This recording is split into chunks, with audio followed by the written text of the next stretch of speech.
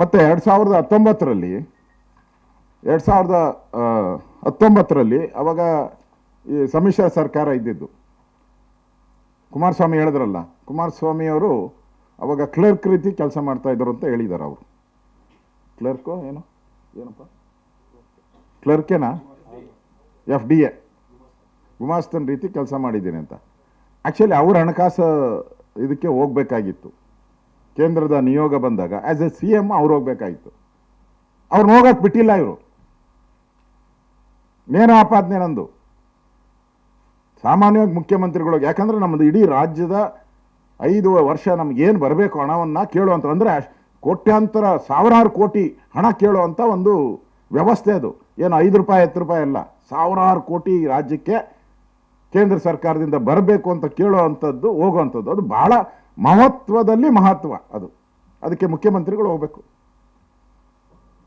ಒಬ್ಬ JDS ಅವರು ಇಲ್ಲ ರೀ ಅದರಲ್ಲಿ, ಒಬ್ಬ JDS ಅವರು ಹೋಗಿಲ್ಲ. ಪ್ರಕಾಶ್, ಒಬ್ಬ JDS ಅವರು ಹೋಗಿಲ್ಲ. Doctor G. Parameshwar Congress, KJ George Congress,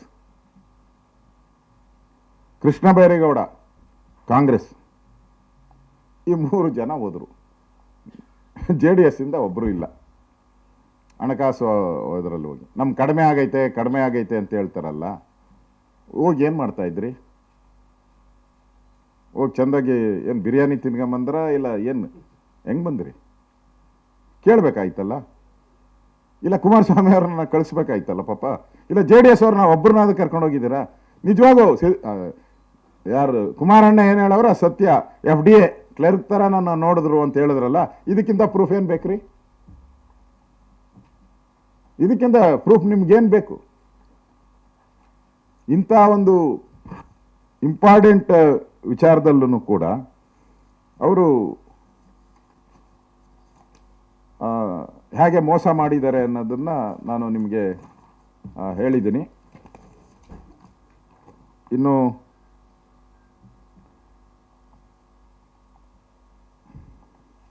ಕೇಂದ್ರ ಸರ್ಕಾರದ ಹೇಳಿದ್ದಾರೆ, ನನಗೆ ಒಂದು ಟ್ವೀಟ್ ಮಾಡಿದ್ದೆ, ಅದಕ್ಕೆ ರಿಪ್ಲೈ ಕೊಟ್ಟಿದ್ದಾರೆ ಅವರು. ಕೇಂದ್ರ ಸರ್ಕಾರ ಏನು ಸಾಲ ಮಾಡಿಲ್ಲ ಅಂತ ಮೊನ್ನೆ ಟ್ವೀಟ್ ಮಾಡಿದ್ದಾರೆ. ಉತ್ತರ ನನಗೆ ಅಶೋಕ್ ಅವರೇ ಅಂತೇಳಿ ಉತ್ತರ ಕೊಡ್ತಾರೆ. ನಾನು ಅದಕ್ಕೆ ಉತ್ತರ ಕೊಡ್ತಾ ಇದ್ದೀನಿ. ಕೇಂದ್ರ ಸರ್ಕಾರ 2024 ಮಧ್ಯಂತರ ಬಜೆಟಲ್ಲಿ ಬಂಡವಾಳ ವೆಚ್ಚವನ್ನು 11.11 ಲಕ್ಷ ಕೋಟಿಗೆ ಏರಿಸಿದೆ. ಕೇಂದ್ರ ಸರ್ಕಾರ ಬಂಡವಾಳ ವೆಚ್ಚವನ್ನು, ಇದು GDPಯ 3.4ರಷ್ಟು ಇದೆ. ಇದು GDPಯಲ್ಲಿ. ಕಾಂಗ್ರೆಸ್ ಸರ್ಕಾರದ ಬಡ್ಜೆಟ್ಟು 3.71 ಲಕ್ಷ ಕೋಟಿ ಗಾತ್ರದ ಬಡ್ಜೆಟ್ಟು, ಬಂಡವಾಳ ವೆಚ್ಚ ಮಾತ್ರ 55,000 ಕೋಟಿ.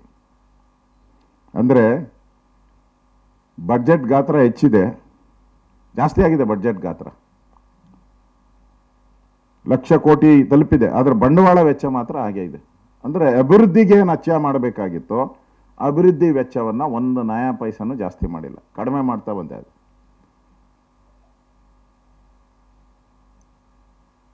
3 ಗಂಟೆ ಭಾಷಣ ಮಾಡಿದ್ದವತ್ತು ಅವರು. ಮೈ ತುಂಬ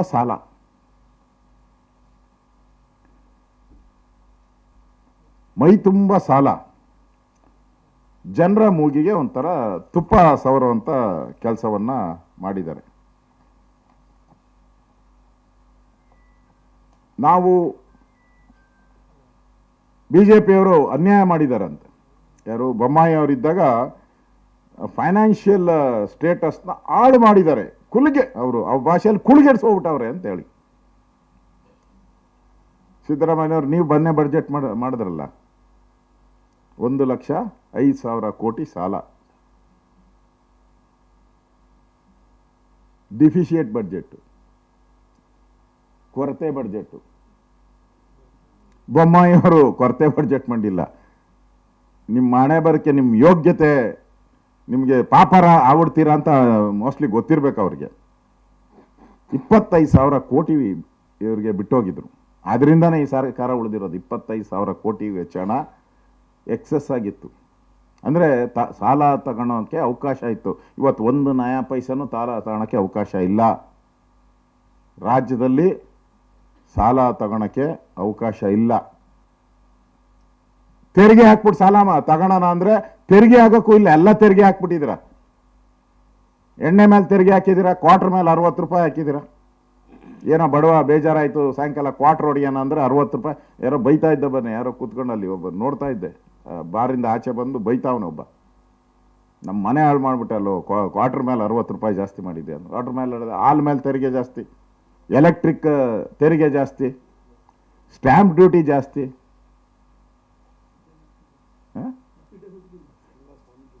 ರೈತರು ಮಾರ್ಟ್ಗೇಜ್ ಮಾಡಕ್ಕೆ ಹೋದಾಗ ನಾವು 10 ರೂಪಾಯಿ ಇಟ್ಟಿದ್ರಿ, ಸುಮ್ಮನೆ 10 ರೂಪಾಯಿ ಒಂದು ನಾಮಿನಲ್ಲಿ ಇರಬೇಕು, ರೈತರಿಗೆ ಬರ್ಡನ್ ಆಗಬಾರ್ದು, 10 ರೂಪಾಯಿ ಇಟ್ಟಿದ್ದು 100 ರೂಪಾಯಿ ಮಾಡಿಬಿಟ್ರು ಇವರು ಮನೆ ಆಳ್ರು ಕಾಂಗ್ರೆಸ್ ಮನೆ ಆಳ ಕಾಂಗ್ರೆಸ್ ಅವರು 100 ರೂಪಾಯಿ ಮಾಡಿಬಿಟ್ರು ರೈತರಿಗೆ.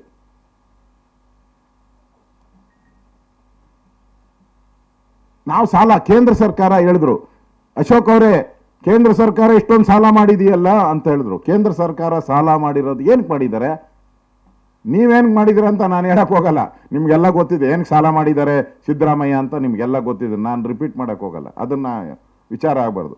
ಕೇಂದ್ರ ಸರ್ಕಾರ ಶಿಕ್ಷಣ ಪಡೆಯೋಕ್ಕೆ ಸಾಲ ಮಾಡಿದ್ದಾರೆ, ದೇಶದಲ್ಲಿರೋ ಜನಕ್ಕೆ ಶಿಕ್ಷಣ ಕೊಡಬೇಕು ಅಂತ ಸಾಲ ಮಾಡಿದ್ದಾರೆ. ಹೊಸ ಆಸ್ಪತ್ರೆಗಳನ್ನು ಮಾಡೋಕ್ಕೆ ಸಾಲ ಮಾಡಿದ್ದಾರೆ, ರಸ್ತೆಗಳನ್ನು ಮಾಡೋವಂಥದ್ದಕ್ಕೆ ಸಾಲ ಮಾಡಿದ್ದಾರೆ, ಮೂಲ ಸೌಕರ್ಯ ಹೆಚ್ಚು ಮಾಡೋದಕ್ಕೆ ಸಾಲ ಮಾಡಿದ್ದಾರೆ. ಮೋದಿ ಸಾಲ ಮಾಡಿದ್ದೇಕೆ ಅಂತ ಹೇಳಿದ್ರೆ PM ಗತಿ ಶಕ್ತಿ ಯೋಜನೆ ಅಡಿಯಲ್ಲಿ ರಸ್ತೆ, ರೈಲ್ವೆ, ಲಾಜಿಸ್ಟಿಕ್ ಸುಮಾರು ಒಟ್ಟು 100 ಲಕ್ಷ ಕೋಟಿ 25 ವರ್ಷಗಳಲ್ಲಿ ದೀರ್ಘಾವಧಿಗೆ ಮಾಡಿದ ಸಾಲ. ಹೆದ್ದಾರಿಗಳಿಗೆ 2047 ಸ್ವಾತಂತ್ರ್ಯ ಬಂದಿದ್ದು ಯಾವಾಗ, 1947. 1947 ಇಂದ 2014 6750 ಕಿಲೋಮೀಟರ್ ರಸ್ತೆ. 1947ರಿಂದ 14ವರೆಗೂ 6750 ಕಿಲೋಮೀಟರ್ ರಾಷ್ಟ್ರೀಯ ಹೆದ್ದಾರಿ. ಮೋದಿಯವರು 2014ರಿಂದ 23ರವರೆಗೂ 15500 ಕಿಲೋಮೀಟರ್. ಅಂದ್ರೆ ಸ್ವಾತಂತ್ರ್ಯ ಬಂದಾಗಿಂದ 6000 ಇದು. ಮೋದಿಯವರು 9 ವರ್ಷದಲ್ಲಿ 15500 ಕಿಲೋಮೀಟರ್. ರಾಜ್ಯದಲ್ಲಿ ರಾಷ್ಟ್ರೀಯ ಹೆದ್ದಾರಿ ನಿರ್ಮಾಣ ಮಾಡೋದಕ್ಕೆ 1.30 ಲಕ್ಷ ಕೋಟಿ ಅನುದಾನ ಬಂದಿದೆ. ರೈಲ್ವೆ ವಿದ್ಯುತ್ಕರಣಕ್ಕೆ 2004ರಿಂದ 2014ರವರೆಗೂ 16 ಕಿಲೋಮೀಟರ್ ಮಾತ್ರ ಆಗಿತ್ತು. 2014ರಿಂದ 23ರವರೆಗೂ 1600 ಕಿಲೋಮೀಟರ್ ಆಗಿದೆ. 2014ರಿಂದ 24ವರೆಗೂ 11.36 ಮನೆಗಳಿಗೆ ಕೊಳಾಯಿ ನೀರು ಕೊಟ್ಟಿದ್ದಾರೆ. ಜಲ್ ಜೀವನ್ 2014ರಿಂದ 24ವರೆಗೂ 11.36 ಕೋಟಿ ಮನೆಗೆ ಜಲ್ ಜೀವನ್ ಅಡಿಯಲ್ಲಿ ಕುಡಿಯೋ ನೀರು ಕೊಟ್ಟಿದ್ದಾರೆ. 1947ರಿಂದ 2014ವರೆಗೂ ಕೇವಲ 24 ಲಕ್ಷ ಮನೆಗಳಿಗೆ ಮಾತ್ರ ಕೊಳಾಯಿ ನೀರು ಕೊಟ್ಟಿದ್ದಾರೆ. ಮೋದಿ ಏನಕ್ಕೆ ಸಾಲ ಮಾಡಿದ್ದಾರೆ ಸಿದ್ದರಾಮಯ್ಯನವರೇ, ಕಾಂಗ್ರೆಸ್ ತರ ಲೂಟಿ ಮಾಡಕ್ಕಲ್ಲ ಸಾಲ ಮಾಡಿರೋದು, ಜನಗಳಿಗೆ ನೀರು ಕೊಡಕ್ಕೆ, ರಸ್ತೆ ಕೊಡಕ್ಕೆ, ವಿದ್ಯಾಭ್ಯಾಸಕ್ಕೆ ಮಾಡಿದ್ದಾರೆ. ನೀವು ಸಾಲ ಮಾಡಿದ್ದೀರ ಕಳೆದ 1 ವರ್ಷದಲ್ಲಿ, ಏನು ಮಾಡಿದರೆ ಹೇಳಿ, ಇದರಲ್ಲಿ ಯಾವುದಾದ್ರೂ ಹೇಳಿ. ನೀವು ರಸ್ತೆ ಮಾಡಿದ್ದೀರಾ, ಆಸ್ಪತ್ರೆ ಮಾಡಿದ್ದೀರಾ, ಡ್ಯಾಮ್ ಕಟ್ಟಿದ್ದೀರಾ, ಹೇಳಿ. ಸಿದ್ದರಾಮಯ್ಯನವರು ಮಾಡಿರೋದು ಚುನಾವಣೆ ಗೆಲ್ಲಕ್ಕೆ ಮಾತ್ರ.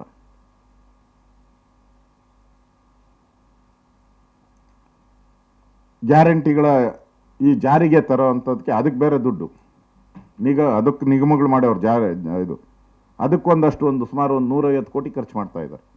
ನಿಗಮಗಳು ಇದೆಯಲ್ಲ, ಆ ನಿಗಮಗಳು ಮಾಡಿ ಅವ್ರಿಗೆಲ್ಲ, ನಾನು ನೋಡಿದೆ, ಅವ್ರು ಯಾರೋ ನಮ್ಮ ಏರಿಯಾದಲ್ಲಿ ಅವ್ರಿಗೆ 25,000 ರೂಪಾಯಿ ಸಂಬಳ, ಅವನು ಕೋಟ್ಯಾಧಿಪತಿ.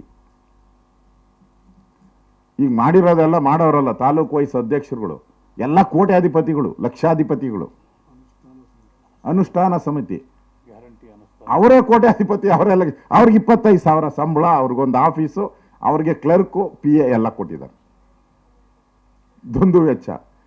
ಬರ ಬಂದು 900 ಜನ ರೈತರು ಆತ್ಮಹತ್ಯೆ ಮಾಡಿದ್ದಾರೆ. ನಿಮ್ಮ ಯೋಗ್ಯತೆಗೆ ಒಬ್ಬರು ಮನೆಗಾದ್ರೂ ಹೋಗಿದ್ದೀರಾ ನೀವು? ಇಷ್ಟು ಜನ ಮಂತ್ರಿಗಳಿದ್ದೀರಾ, ಹೋಗಿದ್ದೀರಾ? ರೈತರ ಆತ್ಮಹತ್ಯೆ ಆಗಿರೋಂಥದ್ದು ಒಬ್ಬರು ಮನೆಗೆ ಹೋಗಿದ್ದೀರಾ? ಒಬ್ಬರಿಗೆ ಸಾಂತ್ವನ ಹೇಳಿದ್ದೀರಾ? ಹಿಂದೆ ರೈತರು ಆತ್ಮಹತ್ಯೆ ಮಾಡಿ ಸತ್ತಾಗ ಅದೇ ರೂಟಲ್ಲಿ ಹೋಗ್ತಾ ಇದ್ರು, ಮೈಸೂರಿಂದ ಇವರು ಬೆಂಗಳೂರಿಂದ ಮೈಸೂರು, ಅಲ್ಲಿ ಹೋಗ್ಲಿಲ್ಲ ಮಂಡ್ಯಗೆ ಸಿದ್ದರಾಮಯ್ಯನವರು. ಮಾಧ್ಯಮದಲ್ಲಿ ಅದು ಕೂಡ ಸುದ್ದಿ ಆಗಿತ್ತು. ಅದರಿಂದ ಇವತ್ತು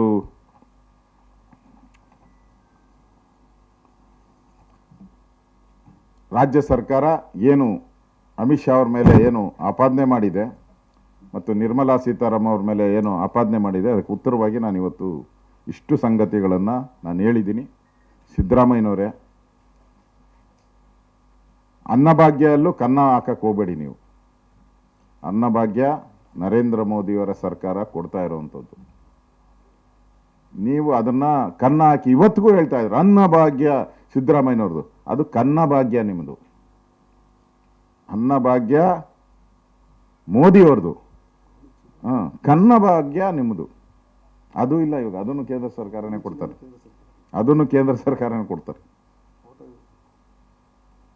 ಕನ್ನ ಭಾಗ್ಯ ಮಾಡಕ್ಕೆ ಹೋಗಬೇಡಿ. ಅದರಿಂದ ಬರದಲ್ಲಿ ಈ ರಾಜ್ಯ ಸರ್ಕಾರ ವೈಫಲ್ಯ ಆಗಿದೆ.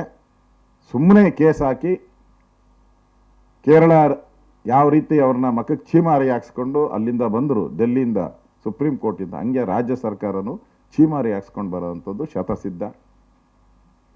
ಅದಕ್ಕೆ ಈ ಥರ ಸುಳ್ಳನ್ನು ಹೇಳೋದು ಬಿಟ್ಟು ರಾಜ್ಯದ ಜನತೆಗಳಿಗೆ ಕೊಡಬೇಕಾಗಿರುವಂಥ ಹಣ ಇವತ್ತು ಏನು ಕೊಟ್ಟಿದ್ದೀರ ಅಷ್ಟು ಕೂಡ SDRF ಫಂಡು, ಅದು ಕೇಂದ್ರ ಸರ್ಕಾರ ಬಿಡುಗಡೆ ಮಾಡಿರೋ ಫಂಡ್. ಅದು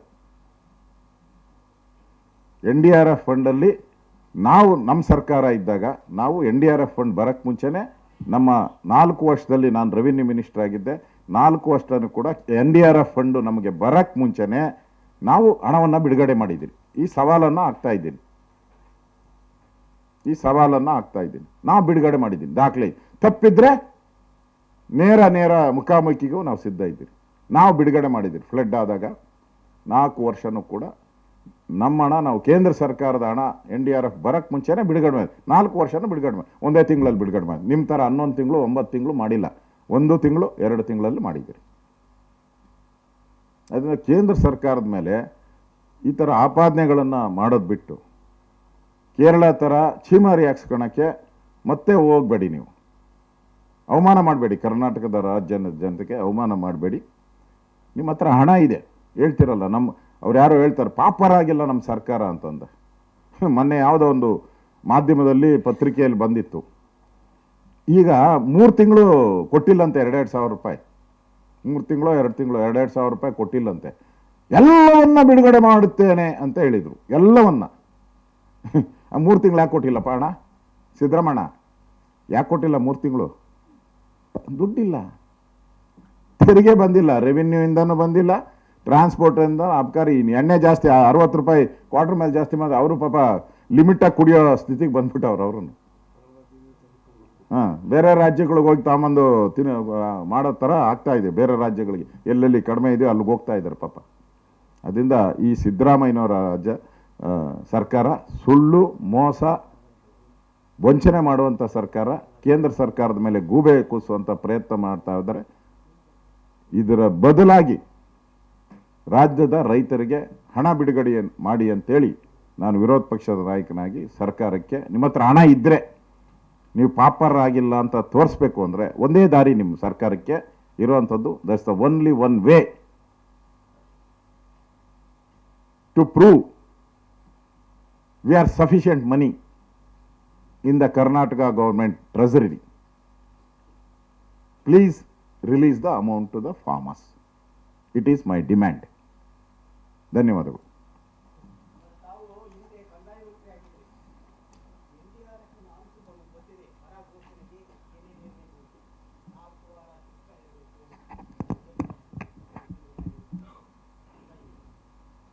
ಬಿಸಿಲಿನ ಧಗೆ ಎಷ್ಟಿರಬೇಕು, ವಾತಾವರಣದಲ್ಲಿ ಎಷ್ಟು ತೇವಾಂಶ ಇರಬೇಕು.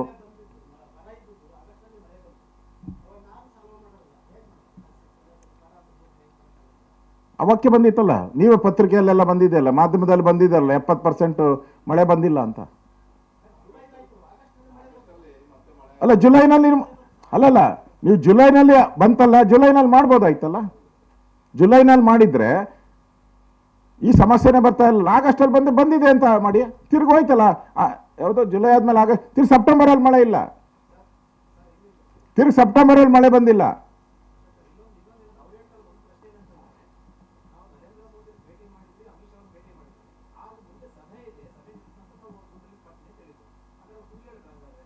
ಕರೆಕ್ಟಾಗಿ ಹೇಳಿದ್ದಾರೆ,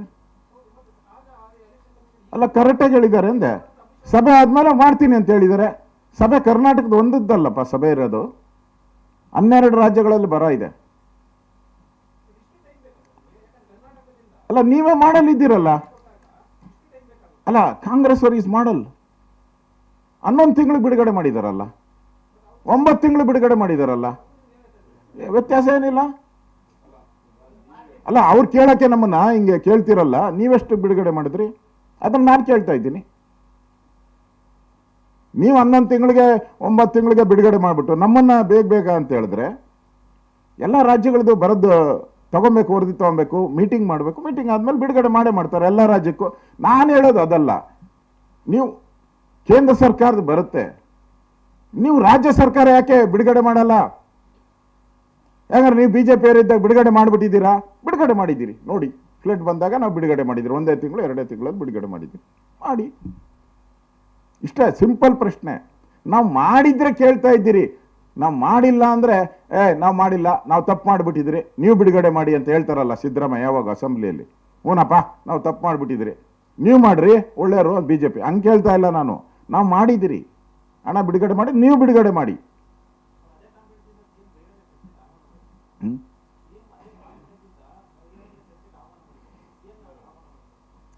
ಒಳ್ಳೇದು, ಆಹ್ವಾನ ಮಾಡಲಿ. ಯಾವಾಗ ಇವ್ರ ಕೇಂದ್ರ ನಾಯಕರ ತಲೆಯಲ್ಲಿ ಸರಿ ಇರಲ್ಲ ಪದ, ನಾಲೆಡ್ಜು, ಅಲ್ಲಿ ವಿರೋಧ ಪಕ್ಷದ ನಾಯಕರು ಕರ್ನಾಟಕದಿಂದನೂ ದೃಷ್ಟಿಗೆ ಒಬ್ರು ಹೋಗಿದ್ದಾರೆ. ಅಲ್ಲ ಕರ್ನಾಟಕದಿಂದನೂ ದೃಷ್ಟಿಗೆ ಒಬ್ರು ಕಳಿಸಿದ್ದೀರಾ, ಪ್ರಶ್ನೆ ಕೇಳ್ಬೋದಾಯ್ತಲ್ಲ. ಇಲ್ಲಿ ಅವ್ರ ನಾಲೆಡ್ಜ್ ಇಲ್ಲ ಅಂದ್ರೆ ನೀವು ಕೇಳಿ ಕರ್ನಾಟಕದಲ್ಲಿ. ಅಲ್ಲ ಒಂದೇ ಯಾವುದು ನಮ್ಮ ಸಂವಿಧಾನದ ಪ್ರಕಾರ, ಅಂಬೇಡ್ಕರ್ ಅವರ ಸಂವಿಧಾನದ ಪ್ರಕಾರ, ನಮ್ಮ ಸಂವಿಧಾನದ ಪ್ರಕಾರ ಸುಪ್ರೀಂ ಯಾವುದು ಈ ದೇಶದಲ್ಲಿ? ಪಾರ್ಲಿಮೆಂಟ್. ಸುಪ್ರೀಂ ನ್ಯಾಯ ದೇಗುಲ. ಆ ನ್ಯಾಯ ದೇಗುಲದಲ್ಲಿ ನಿಮಗೆ ಕೇಳಕ್ಕೆ ಬಾಯೇ ಬರಲ್ಲ. ಪ್ಲಾಸ್ಟರ್ ಹಾಕೊಂಡು ಹೋಗ್ತೀರಾ, ಪ್ಲಾಸ್ಟರ್ ಹಾಕೊಂಡು ಆಚೆ ಬರ್ತೀರಾ ಅಂದ್ರೆ ನಾವೇನು ಮಾತಾಡೋದು? ನೀವು ಕೇಳೋ ಜಾಗದಾಗ ಕೇಳ್ರಿ. ಅದು ಬಿಟ್ಬಿಟ್ಟು ನಿರ್ಮಲಾ ಸೀತಾರಾಮ್ ಅವ್ರನ್ನ ಇನ್ನೊಬ್ಬರನ್ನ ಸಂತೆ ಹತ್ರ ಬನ್ನಿ ಸಂತೆಗೆ ಭಾಷಣ ಮಾಡಕ್ಕ. ಸಂತೆ ಭಾಷಣಕ್ಕೆ ಒಂದೇ ಸಂತೆ ಭಾಷಣಕ್ಕೆ ಹೇಳ್ಬಿಡ್ತೀನಿ. ಆಮೇಲೆ ನೀವು ಕ್ವಶನ್ ಎಷ್ಟು ಕೇಳೋಣ ಕೇಳಿ. ಸಂತೆಗೆ ಕರಿಬೇಡ್ರಿ. ನಿಮಗೋಸ್ಕರ ಕರ್ನಾಟಕದ 130 ಕೋಟಿ ಜನ, ಅಲ್ಲ ಸಾರಿ ದೇಶದ 130 ಕೋಟಿ ಜನ ಪಾರ್ಲಿಮೆಂಟ್ ಅನ್ನ ಸೃಷ್ಟಿ ಮಾಡಿದ್ದಾರೆ. ಇದು ವೇದಿಕೆ ಅಪ್ಪ, ಸಂವಿಧಾನದ ನ್ಯಾಯ ದೇಗುಲ. ಇಲ್ಲಿ ಪ್ರಶ್ನೆ ಮಾಡಿ ಅಂತ ಅಲ್ಲಿ ಅರ್ಜಿ ಕೊಡಿ ಅಂತ ಹೇಳಿದ್ರೆ ಅಲ್ಲಿ ಅರ್ಜಿ ಕೊಡಲ್ಲ. ನಮ್ಮ ಮನೆಗೆ ಬನ್ನಿ ಅರ್ಜಿ ಕೊಡ್ತೀನಿ ಅಂದ್ರೆ ಹಂಗಾರೆ ಸೃಷ್ಟಿಯಾಗಿರೋದು ಏನಕ್ಕೆ ಪಾರ್ಲಿಮೆಂಟು? ರಾಜ್ಯಸಭಾ ಏನಕ್ಕೆ ಬೇಕು? ಏನ್ ಬೇಕಾಗಾರೆ? ಪಾರ್ಲಿಮೆಂಟ್ ಚುನಾವಣೆ ನಡೀತಾ ಇದೆ ಅಲ್ಲ, ಏನು ನಡೀತಾ ಇದೆ ಚುನಾವಣೆ, ಪಾರ್ಲಿಮೆಂಟ್ ಚುನಾವಣೆ. To question, take the answer from the government. This is the constitution, this is the law of the nation. ಅದನ್ನು ಬಿಟ್ಬಿಟ್ಟು ಸಂತೆಗೆ ಬನ್ನಿ, ತಿಪ್ಟೂರು ಸಂತೆ ಇದೆ, ಯಶಂಪುರ ಸಂತೆ ಇದೆ. That's not a way. You are elected body. Oath ತಗೊಂಡಿದ್ದೀರಿ, ನಾವೆಲ್ಲರೂ ಸಂವಿಧಾನ ಪ್ರಕಾರ ಓದ್ ತಗೊಂಡಿದ್ದೀರಿ. ಓದ್ ತಗೊಂಡ್ಮೇಲೆ ಆ ಪ್ರಕಾರನೇ ನಡಿಬೇಕು ಅನ್ನೋದು ನನ್ನ ಇಚ್ಛೆ. ಕೇಳೋಣ ಹೇಗೆ. ಯಾರು?